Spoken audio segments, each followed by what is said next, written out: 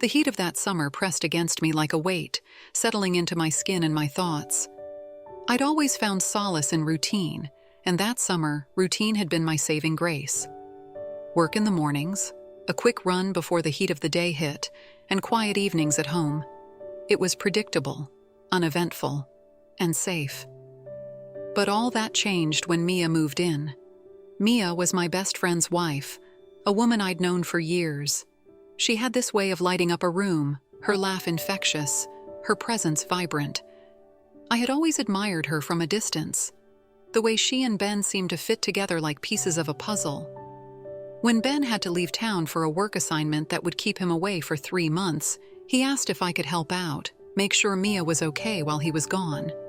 It was just a temporary arrangement, just until she settled into their new place. I told myself it would be no different than before. I'd stop by, help with the house repairs, have a few meals together. But the reality of it was different. Without Ben there, the air felt strange, like the space between Mia and me had expanded, creating room for something else, something I hadn't anticipated. It started small, like most things do. One night, I was fixing a leaky faucet in their kitchen while Mia cooked dinner. We made easy conversation, her laughter filling the small space. She was standing close enough that I could smell her perfume, light and floral. When she reached over my shoulder to grab a spice from the cabinet, her arm brushed against mine. It was such a small thing, but I felt it. This jolt that shot through me and left my skin tingling. I glanced at her, wondering if she felt it too, but she just smiled and went back to her cooking. After that, I started noticing more. The way she'd linger a little longer when we said goodnight at the door, her fingers brushing mine when she handed me a drink. I kept telling myself I was imagining things, that these moments were nothing more than the product of my own mind playing tricks on me. But there was a part of me that knew better, a part that started to look forward to those moments, to seek them out. One evening, a summer storm rolled in, turning the sky a deep, churning gray. The air was thick with humidity, and the rain beat down on the roof with a steady rhythm. We sat on the back porch, watching the rain blur the landscape. Mia pulled her legs up onto the chair, wrapping her arms around her knees, and I couldn't help but notice how beautiful she looked, her hair loose and wild around her shoulders, her face softened by the fading light. We talked about everything and nothing. Her job at the gallery, my plans for the fall. There was a comfort in the conversation, but beneath it, a tension that crackled like the lightning in the distance. At one point, she turned to me, her eyes catching mine, and there was something there, something that made my breath catch. She held my gaze for a moment, then looked away, her lips pressing into a thin line. "Do you ever think about what might have been?" she asked softly, her voice barely audible over the rain. I wasn't sure what she meant, but my mind went places I knew it shouldn't. I forced a laugh, trying to keep things light. "What do you mean?" She shrugged, her eyes still focused on the rain. "Just life, I guess. How different things might have turned out if we'd made other choices." I thought about Ben, about the loyalty I owed him. But the way she spoke, the way she looked at me, it stirred something deep inside. I swallowed hard, my voice rougher than I intended when I finally replied. "Yeah, I think we all have those thoughts sometimes." She glanced at me then, a small, almost sad smile playing on her lips, and for a moment I thought she might say more, but she didn't. Instead, she stood up, brushing her hands on her jeans. "We should head inside. The mosquitoes are out in force." That night, I lay awake in my own bed, my mind spinning. I kept thinking about the way she'd looked at me, the way her voice had sounded. I knew I was treading dangerous ground. She was my best friend's wife, and whatever I thought I was feeling, whatever I imagined she might be feeling, was something I needed to bury deep. But as the days went on, those thoughts became harder to ignore. I found myself replaying our conversations in my head, searching for hidden meanings, wondering if I was reading too much into things. And then came the day that changed everything. It was a hot, stifling afternoon. Mia had asked me to help her move some furniture in the living room, and we worked side by side, lifting heavy boxes and shifting things around. Sweat dripped down my back, and I could see the heat had gotten to her too, her cheeks flushed, her hair sticking to her forehead. After we finished, she went to the kitchen and brought back 2 cold beers, handing one to me. "Thanks for the help," she said, giving me that easy smile of hers. We sat on the couch, the silence between us comfortable, but I could feel my heartbeat speeding up, that familiar tension crackling in the air again. She took a long sip of her beer, then set the bottle down on the table. When she turned to me, there was a look in her eyes I couldn't quite place.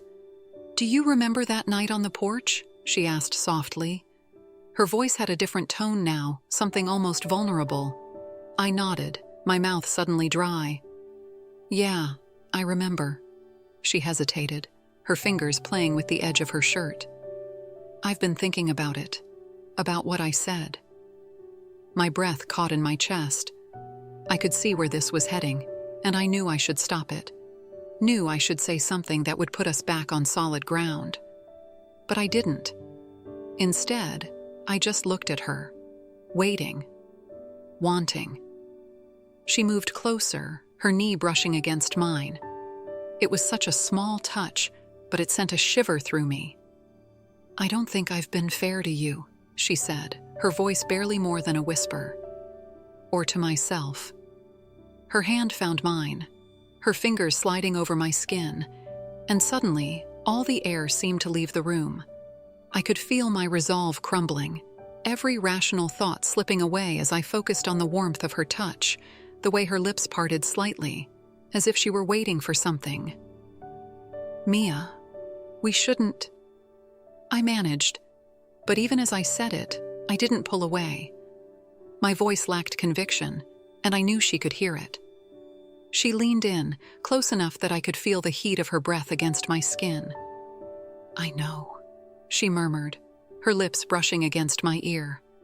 "But I don't want to pretend anymore." And then she kissed me. It was tentative at first, as if testing the waters, but when I didn't pull away, she deepened the kiss, her hands sliding up to cup my face. I kissed her back, my hands finding their way to her waist, pulling her closer. For a moment, everything else melted away. There was no Ben, no guilt, no consequences. Just the two of us, caught in something that felt inevitable, uncontrollable. We pulled apart, both of us breathing hard, her forehead resting against mine. Her hands trembled slightly as she held on to me, and I could see the conflict in her eyes. "I don't know what we're doing," she whispered, her voice breaking. "But I don't want to stop." I swallowed hard, my heart pounding in my chest. I knew this was a line we couldn't uncross, that whatever happened next would change everything. But as I looked at her, at the raw vulnerability on her face, I found that I couldn't turn away. I didn't want to. I cupped her face in my hands, brushing my thumb over her cheek. "Then we won't," I said, my voice rough with emotion. And that was it. The last of our restraint slipped away, and we lost ourselves in each other, in the heat of that moment. There was a desperation to our movements, a hunger that had been building for far too long. It was messy and clumsy and perfect, filled with whispered confessions and stolen breaths. Afterward, we lay tangled together on the couch, the reality of what we'd done settling in. I could feel the weight of it pressing down on my chest, but there was no going back now. Mia's fingers traced idle patterns on my skin, her head resting against my shoulder. "I don't regret it," she said softly, breaking the silence. "I don't know what this means for us, but I don't regret it." I closed my eyes, feeling the truth of her words settle deep inside me. I didn't regret it either, even though I knew we'd have to face the consequences. And as I held her, I realized that whatever happened next, we'd face it together. The days that followed were a blur of stolen moments and whispered secrets, each one pulling us deeper into a tangle of emotions that neither of us knew how to navigate. And though the guilt lingered, So did the desire. The feeling that we had found something we couldn't let go of, no matter how wrong it might be. As the weeks wore on, the weight of what Mia and I were doing grew heavier. Every time I looked at her, I saw the same conflict in her eyes, the same mix of desire and guilt that churned inside of me. Yet we kept finding ourselves drawn back to one another, stealing moments when no one else was around, finding solace in each other's arms, even as the consequences loomed ever larger in the background. It wasn't just physical, it was emotional. It was the quiet conversations late at night when we'd sit together on the porch, the darkness wrapping around us like a blanket, the world outside feeling distant and unreal. Mia would talk about her life with Ben, about the things she felt she'd missed, the ways in which she'd felt invisible. I'd listen, feeling a deep ache in my chest that I couldn't quite place, knowing that what we were doing could tear everything apart, yet unable to let go of the connection that had grown between us. One evening, as we lay together in her bed, the same bed she'd shared with Ben, I realized that the time was running out. Ben would be coming home soon. I could feel the dread gnawing at the edges of our time together, a dark shadow creeping closer with each passing day. And yet, when I held her, when I kissed her, it felt like the rest of the world faded away, like we had carved out this secret place where nothing else mattered but us. But reality couldn't be ignored forever. It was on one of those sweltering summer afternoons, the air thick with heat, when the inevitable finally came crashing down around us. Mia had gone out to run errands, leaving me alone in the house. I was sitting in the living room, flipping mindlessly through a magazine, when I heard the front door creak open. For a moment, I thought it was Mia, returning earlier than expected. But when I looked up, I froze. It wasn't Mia standing in the doorway. It was Ben. He looked different than the last time I'd seen him, his face tanned and worn, his hair longer than before. He dropped his duffel bag on the floor with a heavy thud, glancing around the living room with a weary smile. When his eyes landed on me, he raised an eyebrow in surprise. "Hey man, didn't expect to see you here." He walked over, pulling me into a quick, friendly hug. I stood there, stiff and awkward, my mind racing as I tried to gather my thoughts. Yeah, I was just helping Mia with some stuff around the house," I managed, my voice sounding far too casual to my own ears. I could feel my heart hammering in my chest, the panic rising as I tried to keep my expression neutral. "Didn't know you'd be back today?" Ben shrugged, dropping onto the couch with a tired sigh. "Got done with work earlier than expected. Figured I'd surprise her." "Where is she?" "She's out running errands," I said, hoping my voice didn't betray me. My mind was a whirlwind of fear and guilt, my body rigid as I forced myself to sit down across from him. Ben smiled, leaning back and stretching his arms over his head. "Man, I've missed this place, and I can't wait to see Mia. These last few months have been rough without her. Thanks for looking out for her while I was gone. I owe you one." His words hit me like a punch to the gut. I forced a smile, but it felt brittle, fake. My stomach twisted as I thought of all the secrets I was hiding, all the moments Mia and I had shared while he'd been away, trusting me to take care of his wife. When Mia returned home an hour later, she froze in the doorway, her eyes going wide when she saw Ben lounging on the couch. For a split second, our eyes met, and I saw the panic flare in her gaze. But then she plastered a smile on her face, rushing forward to embrace him, her laughter ringing hollow in my ears. I stayed for dinner that night, but it was like sitting on a bed of nails. Every laugh, every word felt like a lie. I could see the way Ben's eyes lit up when he looked at Mia, the way he reached out to touch her hand across the table. And Mia who had kissed me just days before, played the role of the loving wife, her smile never wavering. It felt like a knife twisting in my chest, and I knew then that this couldn't go on. I couldn't keep pretending, couldn't keep holding on to something that was never meant to be mine. After dinner, when Ben had gone upstairs to unpack, I found Mia in the kitchen, washing dishes at the sink. She didn't turn around when I stepped in, but I saw her shoulders tense, her hands gripping the edge of the counter. "We need to talk," I said, my voice rough with emotion. Whatever this is between us, it has to end." Mia turned to face me, her eyes bright with unshed tears. "I know," she whispered, her voice cracking. "I know, but I don't know how to let go." I swallowed hard, my throat burning with the weight of the words I had to say. "We don't have a choice, Mia. Ben's back. He doesn't deserve this. You don't deserve to live with this kind of guilt." She closed her eyes, and for a moment I thought she might break down.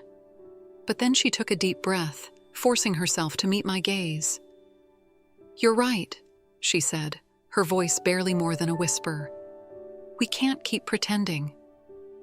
We stood there in silence for a long moment, the air between us heavy with everything we couldn't say. And then, without another word, I turned and walked out of the kitchen, out of the house, out of the life we'd tried to build together in secret. As I stepped into the night, the cool air washing over me, I felt like I was leaving a part of myself behind, something I couldn't get back, no matter how much I wished for it. The ache in my chest was almost unbearable, but I knew it was the right thing, the only thing I could do. I drove home in silence, the darkness pressing in around me, my mind replaying every moment I'd shared with Mia. The way she'd looked at me, the way she'd touched me, the way we'd both tried to believe that what we had was more than a mistake. But as the days turned into weeks, and the silence between Mia and me became permanent, I realized that some mistakes couldn't be undone. The guilt never went away, not completely, but it dulled with time, fading into a quiet ache that I carried with me. And as much as I wished I could go back, change the choices I'd made, I knew that life didn't work that way. There were no easy answers, no way to untangle the threads of what we'd done. Mia and I never spoke about it again. Ben never found out, as far as I could tell, and their life carried on, the way it always had. But sometimes, late at night, I'd find myself thinking of her, of the way it had felt to hold her, to kiss her, to believe, even for a moment, that we could be something more. I knew I would always carry those memories with me, even if they were bittersweet. And maybe that was the hardest part of all, knowing that I'd found something real, something beautiful, and had to let it go.